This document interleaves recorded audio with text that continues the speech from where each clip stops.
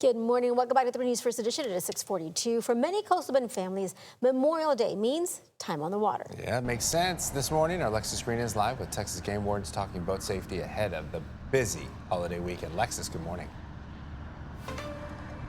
Good morning to you both. That's right. All morning long, we've been covering safety on our roadways, but from land to the sea, it's time to cover some of that boat safety. We are going to see a lot more people on their boats. Joining me is game warden Kyle Henley. How are you doing this morning? I'm doing good. How are you? Doing good. Bracing yourself for a busy weekend, 3-day holiday weekend? Yes, ma'am. Yeah, so it's Memorial Day weekend. We're going to see a bunch of boaters out, depending on the weather, obviously. And we're going to be out and about, checking people out on the water, making sure everybody has their safety equipment. Something that we talked about is here in South Texas in the coastal bend, y'all are always busy. Our waterways, this is a year-round thing, but we are going to see some of those boaters who are maybe destined it off, or maybe they're coming from out of town. So we want to refresh some of those safety tips. What are the first things when you pull a boat over that you're checking?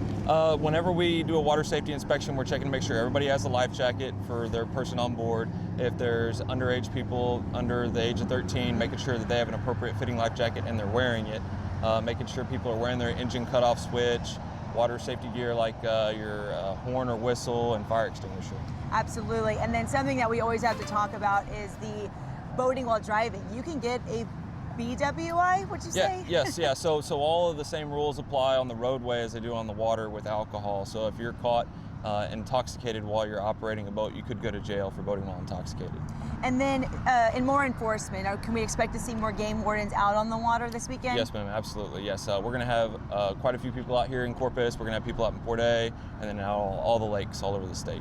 Great. And then what is one final message that you would give to families? Like you said, whether they're veterans, whether they take their boat out every weekend, maybe this is their first boating event of the season. It's always important to remind them to be safe. Right, yeah. So, we want people to have fun out on the water. I mean, boating is a fun pastime and hobby. A lot of people boat for fishing and for just, water sports and stuff. But boating accidents can happen to anybody. It can happen to the first-time boater, and it can happen to licensed Coast Guard operators. So it can happen to anybody. Absolutely. That's just so important to keep in mind. The water can be very dangerous, or it can be fun. Thank you so much. We're getting a little bit of rain right now, but we're going to be talking more boat safety on 3 News Plus. Don't go anywhere, but for now, I'm going to send it back to y'all in your dry studio.